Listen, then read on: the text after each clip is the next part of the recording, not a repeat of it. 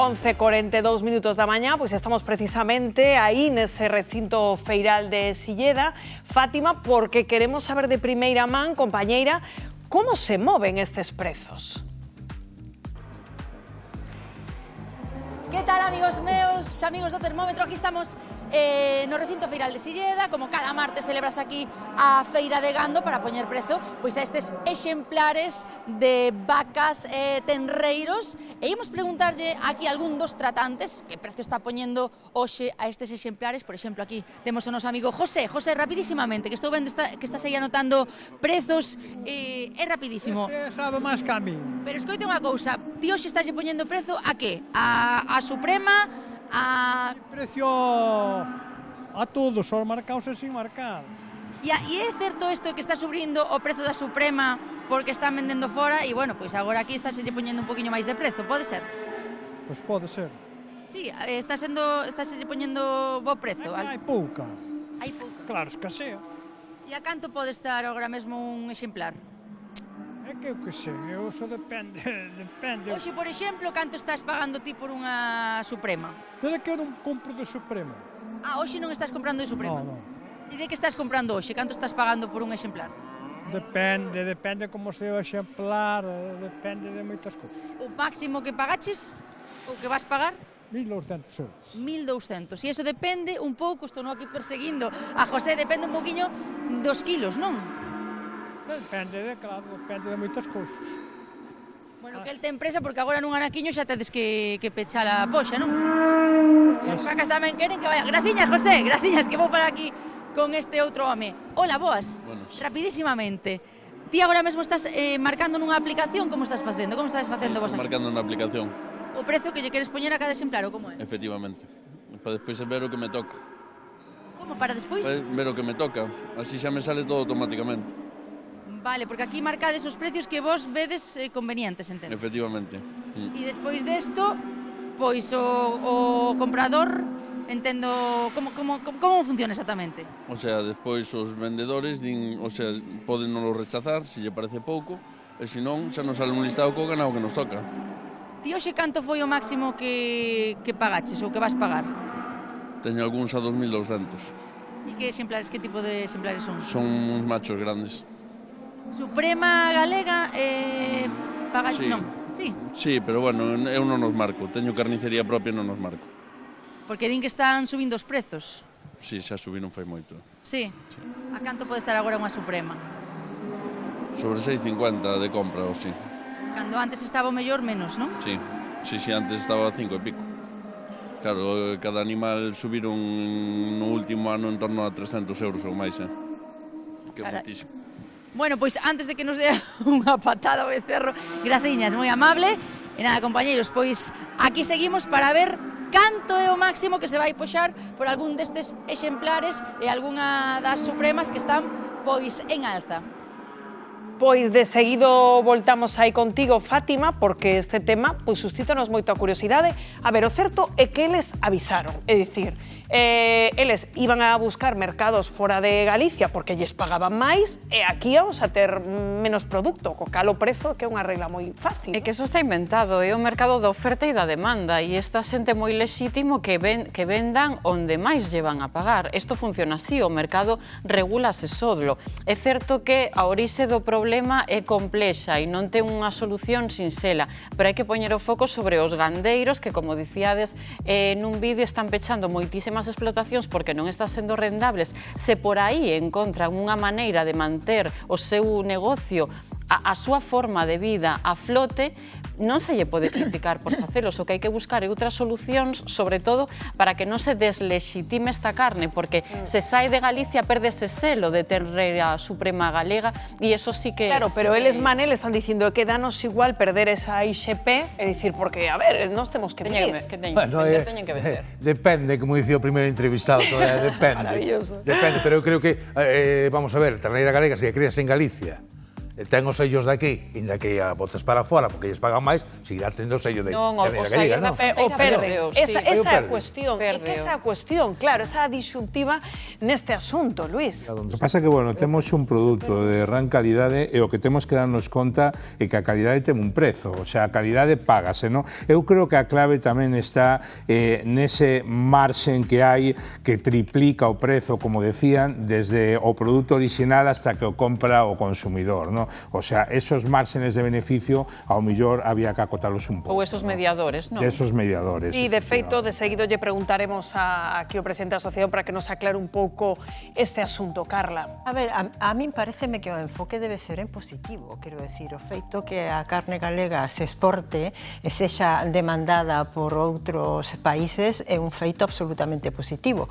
O retorno económico sempre será para Galicia, porque esos gandeiros venden fora, pero ese investimento fan en Galicia despois. Por lo tanto, non creo que haxa que mirar este proceso como negativo per se, sino que é positivo porque os cartos volven a Galicia. Claro, aquí a cuestión é... Galicia é unha potencial exportadora. Se hai menos animal en Galicia, suben esos prezos, non? Entón, de ver un pouco claro. como facer ese equilibrio. Pero eso revirte no conxunto da economía. Quero decir, se Galicia exporta máis do que consume dentro, esa exportación tira de toda a economía no seu conxunto. Quero decir, eses cartos non quedan en Francia, non quedan en Portugal, non quedan en Italia, revirten en Galicia. O feito que Galicia sea unha economía exportadora é un feito positivo para a economía galega. Claro, e o feito, por exemplo, creo que apuntábamos antes, non? Claro, eles din, é que para obter este selo de calidade, esa IXP, claro, nós temos uns custos de produción moi elevados, non? Tamén outro día falábamos desas condicións que eles teñen que cumprir se queren que lle poñan ese selo. Pero claro, se eles o costo de produción non lle sale rentable, que era o que apuntaba Luís, eu estou totalmente de acordo.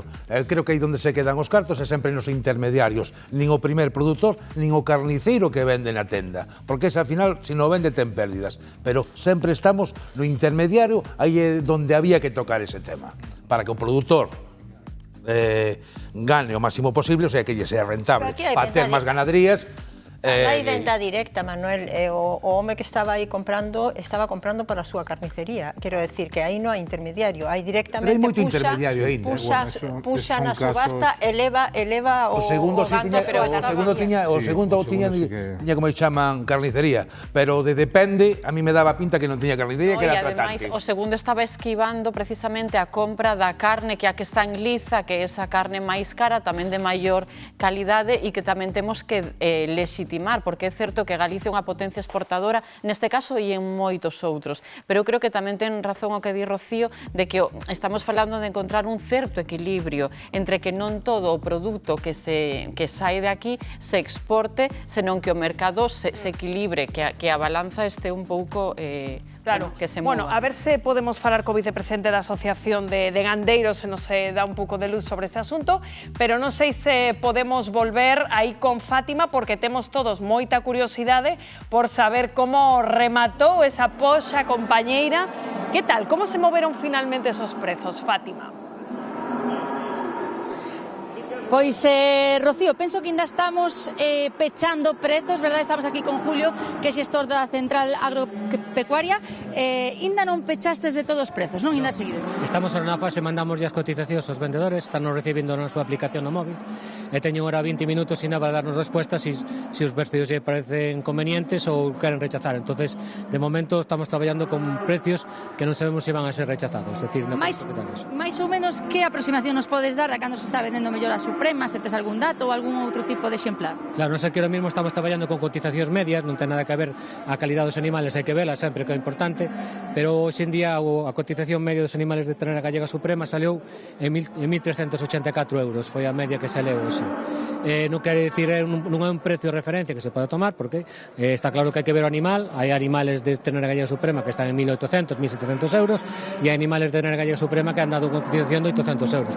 Todo vai en base a estrutura do animal que han presentado aquí na feira. Con respecto, por exemplo, a semana pasada ou outras semanas, notas que sí que está aumentando ese prezo? Sí, a semana pasada co que a cotización dos animais levamos desde principios de ou máis dun mes, 2 meses, que semana a semana vai aumentando. Así nos publicamos nós tamén nos nosos medios, que a cotización está indo para arriba. A semana pasada non hubo moitos animais, polo que comentaron, pois había, se habían vendido bastante nas casas, porque o precio que lle estaban dando era bastante bo. Hoxe en día temos 50 animais máis que a cotización da semana pasada. O sea, eso é porque os precios que están obtendo aquí na Feira de Silleda pois son bastante bons. Graciñas, imos antes de despedir a falar, graciñas, Julio, cun vendedor de Suprema que temos aquí, que... Ai, vou! Isto dá boa sorte, compañeiros, veredes. Isto dá boa sorte. Antonio, acabo de pisar bosta, que che parece? Bueno, pois iso é unha experiencia máis aquí, non? Casi caio en directo. Se vas polos polos xa te encontrarías con algo máis. Bueno, mira, estábamos falando agora con Julio da Central Agropecuaria, dámonos algún precio estimado que están pechando agora a puxa. Ti como vendedor de Suprema, que además ves de lonxe, non? Eu veño desde Manzaneda, precisamente. De Manzaneda. Eu de Suprema deixei de marcar xa unha temporada porque non me salían os precios, tampouco. Entonces, se estamos traballando a baixo coste, como se decir, sendo encima, se non te sales arriba, as eficiencias que se están facendo non me competen, entonces digo, pues mira, porque temos que pagar esa marca, hai que pagala, e a nós despois, xa sabes tú, E aquí, a canto che estiveron pagando, por exemplo, a semana pasada, que os ainda non sabes, non? Non estuve, na semana pasada non estuve. Xa hai aí vale máis de un mes que non veño, porque non teño tanto como para sacar todos os días. Que máis quixera eu? Que máis quixera eu? Aunque veño desde lonxe. Hoxe trouxeches? Pois sí, trouxen estes dous, mira, este negro e ese rubio que hai deitado. E a canto lle botas que e xa con isto despedimos? Non teño moita idea, porque isto anda tan desvariado que non sabes moitas veces. Fais uns cálculos, pero despois o mellor non salen. Claro, ese é o gran problema, temos que esperar os resultados dali. Entonces dali diría resultados exactos. Penso que vas ter boa sorte porque pisei bosta, Eso dá boa sorte, Antonio. Porque nos lo daría a todos. É verdad, graciñas. Compañeiros, pois aquí seguimos pendentes dos prezos que aínda non se pecharon.